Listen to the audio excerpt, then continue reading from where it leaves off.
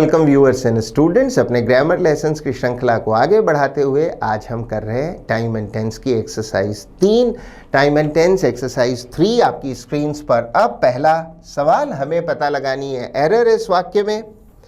वाक्य है Ratan has not came back from the office yet. Correction होगा केम नहीं कम, और ऑप्शन बी हमारा आंसर होगा।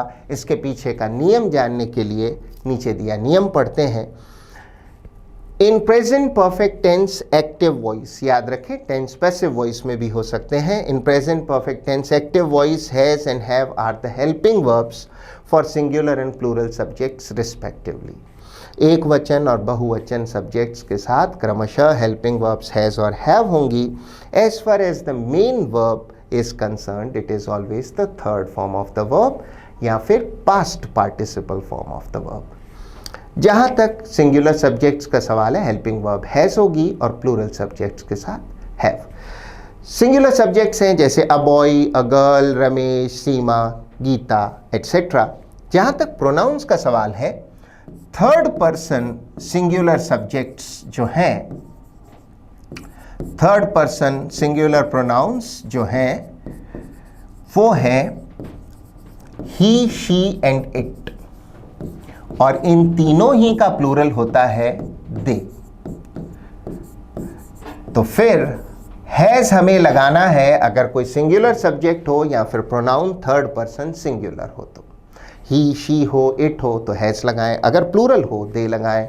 फर्स्ट पर्सन हो आई या वी या सेकंड पर्सन यू हो, प्लूरल सब्जेक्ट हो तो हैव लगाएं। वर्ब की थर्ड फॉर्म हमेशा मेन वर्ब होगी, ये याद रखना है। अब सवाल पे वापस आते हैं। कम की तीन फॉर्म क्या होंगी? कम, केम और फिर से कम। यहां ध्यान दीजिए आमतौर पे किसी वर्ब की सेकंड और थर्ड फॉर्म एक जैसी होती हैं, किंतु शब्द कम में, बिकम में फर्स्ट और थर्ड फॉर्म एक जैसी होती हैं। करेक्शन होगा हैज नॉट केम बैक नहीं come back from the office yet. इस नियम को और रीइंफोर्स करते हैं, आपकी सिखलाई को और मजबूत करते हैं कुछ और उदाहरणों से। मूविंग ऑन, आगे बढ़ते हैं। अगले एग्जाम्पल्स। शी सेज, वो कहती है that she have answered all the questions. She have नहीं होगा, शी सिंगुलर प्रोनाउन है, थर्ड पर्सन सिंगुलर। हैव नहीं हैज होगा और हमारा आंसर होगा बी। वो कहती है कि उसने सारे सवालों के जवाब दे दिए हैं। फ्रेंकली, फ्रेंकली का अर्थ है ऑनेस्टली, कैंडिडली। जब आप कोई बात बिल्कुल साफ साफ कहते हैं तो उसे कहते हैं फ्रेंकली कह रहा हूं, या स्पष्टता से, मुखर भाव से। Frankly not much has changing in this town in the last 10 years। Frankly कहें, स्पष्ट या मुखर भाव से कहें तो इस टाउन में, इस कस्बे में बहुत कुछ बदला नहीं है पिछले 10 सालों में। हैज़ के साथ हमें थर्ड फॉर्म चाहिए, चेंजिंग नहीं, has changed. Not much has changed in this town in the last 10 years। Option B हमारा उत्तर होगा। आगे examples. Example 4, the old man has probably not pay his dues yet I suppose. I suppose का अर्थ है मेरा विचार है, मैं ऐसा सोचता हूं। वृद्ध व्यक्ति ने प्रोबेबली शायद नॉट पे हिज ड्यूज, जो पैसे आपको देने हैं, जो बकाया आपको चुकाना है उसे आपकी ड्यूज कहते हैं। तो मुझे लगता है शायद वृद्ध व्यक्ति ने अपने बकाया शेष को या ड्यूज को नहीं चुकाया है। ओल्ड मैन सिंगुलर है, हेल्पिंग वर्ब हैज बिल्कुल सही है, किंतु मेन वर्ब की थर्ड फॉर्म होनी चाहिए, पास्ट पार्टिसिपल फॉर्म। पेड होना चाहिए, पे नहीं। Has probably not paid his dues yet, अभी तक उन्होंने अपनी ड्यूज नहीं चुकाई है। हमारा ऑप्शन होगा बी। हेमंत सेज, हेमंत कहता है that he haven't told anyone about his father's disease yet. Hemant कहता है कि उसने अभी तक अपने पिता की बीमारी के विषय में किसी को नहीं बताया। येट का अर्थ है अभी तक। हेमंत सिंगुलर है, प्रोनाउन ही बिल्कुल सही है, हेल्पिंग वर्ब गलत है। हैवंट नहीं, हैजंट होना चाहिए। Hasn't told anyone about his father's disease yet. Correction B की जद में आ रहा है, ऑप्शन बी हमारा उत्तर होगा। आगे बढ़े। अगला एक और उदाहरण। What have you did to their brand new car. बिल्कुल नई कार को कहते हैं ब्रांड न्यू कार। तुमने क्या किया उनकी एकदम नई कार के साथ। व्हाट हैव यू बिल्कुल सही है, यू के साथ हेल्पिंग वर्ब हैव ही होगी। मेन वर्ब गलत है, डू की थर्ड फॉर्म डिड नहीं डन होनी चाहिए। करेक्शन है ऑप्शन बी में, यही हमारा उत्तर है। What have you done to their brand new car, उनकी बिल्कुल नई कार के साथ तुमने क्या किया। आज सवाल संख्या 7 आपकी स्क्रीन पर। My grand mother has passed away about 10 years ago। वाक्य में कोई एरर है। एरर पता लगाने से पहले नियम सीख लेते हैं। Present perfect tense is used to talk about a past event whose time of occurrence has not been given. Present perfect tense किसी भूतकालिक घटना को बताने के काम आता है, लेकिन तब जब घटना का समय ना दिया हो। On the other hand, to talk about a past event whose time of occurrence has been given, simple past tense is used। दूसरी तरफ अगर भूतकालिक घटना का समय दिया हो तो simple past tense होगा। एक उदाहरण से समझते हैं। She has returned my book yesterday। इस वाक्य में क्या एरर है? देखिए, भूतकालिक घटना है और घटना का समय दिया हुआ है yesterday। अगर घटना का समय दिया हो तो फिर प्रेजेंट परफेक्ट टेंस नहीं आ सकता, सिंपल पास्ट टेंस होगा। सिंपल पास्ट टेंस का अर्थ है वर्ब की सेकंड फॉर्म अथवा पास्ट फॉर्म। तो रिटर्न की 3 फॉर्म होंगी, रिटर्न, रिटर्न्ड और फिर से रिटर्न्ड। सेकंड और थर्ड फॉर्म बिल्कुल एक होंगी। ऐसी सूरत में हमें इस वाक्य को बदलना होगा, she return my book yesterday। अगर हम हैज हटा दें तो रिटर्न खुद ही पास्ट फॉर्म या सेकंड फॉर्म है और ये वाक्य सही हो जाएगा, राइट। आप ये भी पलट के कह सकते हैं कि क्यों ना हम yesterday हटा दें, she has return my book, ठीक हो जाएगा। वाक्य तो ठीक होगा, किंतु परीक्षा में हम ग्रामर की अशुद्धि ठीक कर सकते हैं, सेंटेंस में तथ्यात्मक बदलाव नहीं कर सकते। तो हम yesterday नहीं हटाएंगे, हम हैज हटा के वाक्य को ठीक करेंगे। हमारे प्रस्तुत एग्जाम्पल पर आते हैं। My grand mother has passed away about 10 years ago। घटना का समय 10 years ago दिया हुआ है। वाक्य सिंपल पास्ट में लिखा जाना चाहिए था, सब्जेक्ट के साथ सेकंड फॉर्म। पास्ट की सेकंड फॉर्म भी पास्ट है और थर्ड भी। हम हैज हटा दें, my grand mother passed away या फिर died about 10 years ago। Answer हुआ ऑप्शन ए। भूतकालिक घटना का समय दिया हो तो सिंपल पास्ट टेंस यूज करें।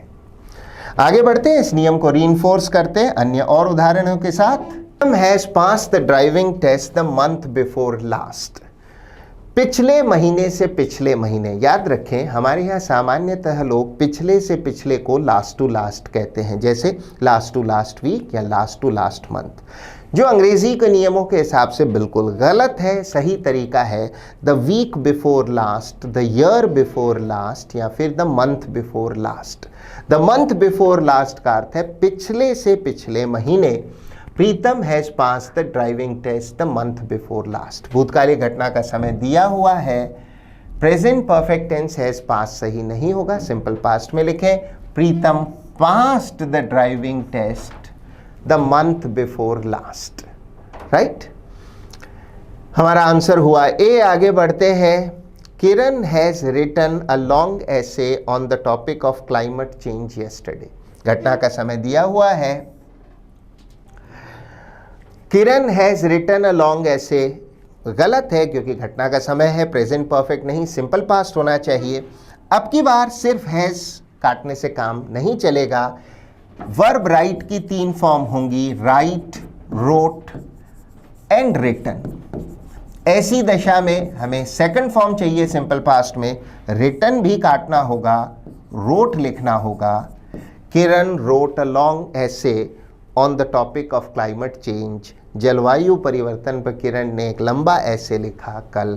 करेक्शन करने के बाद फाइनल आंसर होगा किरण wrote a long essay on the topic of climate change yesterday।